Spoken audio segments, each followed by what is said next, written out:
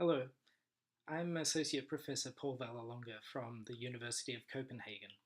I'd like to tell you about some of the results from the 2017 Windsled Traverse. The Windsled Traverse took place from May until June in 2017, travelling from southern Greenland up across the ice divide and ending in northeast Greenland at the East Grip Ice Core Drilling Camp.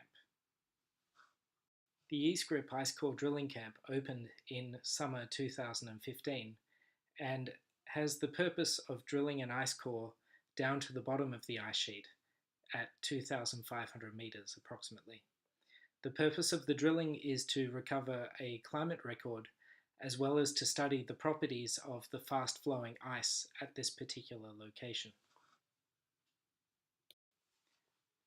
The Windsled arrived at East Grip on the 20th of June 2017, and we were very happy to receive the samples that were collected along the way, which were then transported back to Copenhagen for analysis.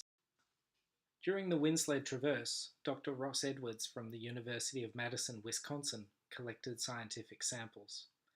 Some of these were used at the University of Copenhagen to study accumulation and chemistry in the surface layers of the snow. The way that the samples were collected was by plunging a carbon fiber tube into the surface of the snow. The tube was 1 meter long, and in some locations 1 meter of snow was collected, but at further locations 2 meters of snow were collected. Here you can see an example of the results obtained from the samples that were collected during the Windsled Traverse. The data shows peroxide concentrations in the snow cores. In the south, at the bottom of the graph, there are samples that were collected from only the first meter of the snowpack, and at the top of the graph you can see two locations where 2 meters were collected, so from 2 1-meter tubes. The first thing you'll notice is that in the southern samples, which have more accumulation, the annual layers are thicker, and only the summer of 2016 is recorded. In the two samples from the north of Greenland, the accumulation is less, which means that more annual layers can be observed.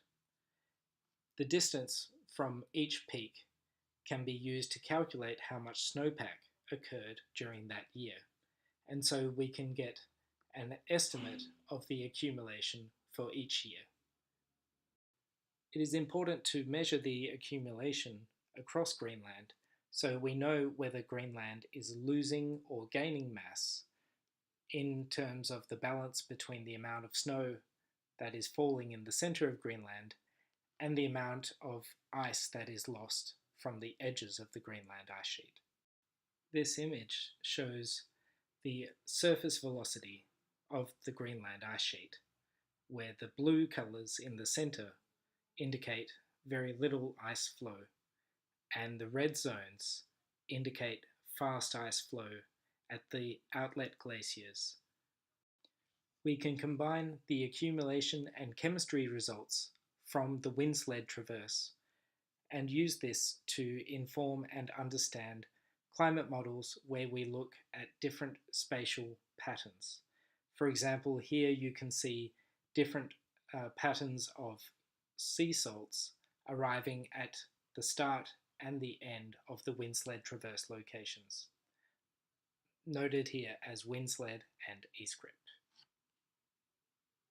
Thank you for your time and the very best wishes from Copenhagen.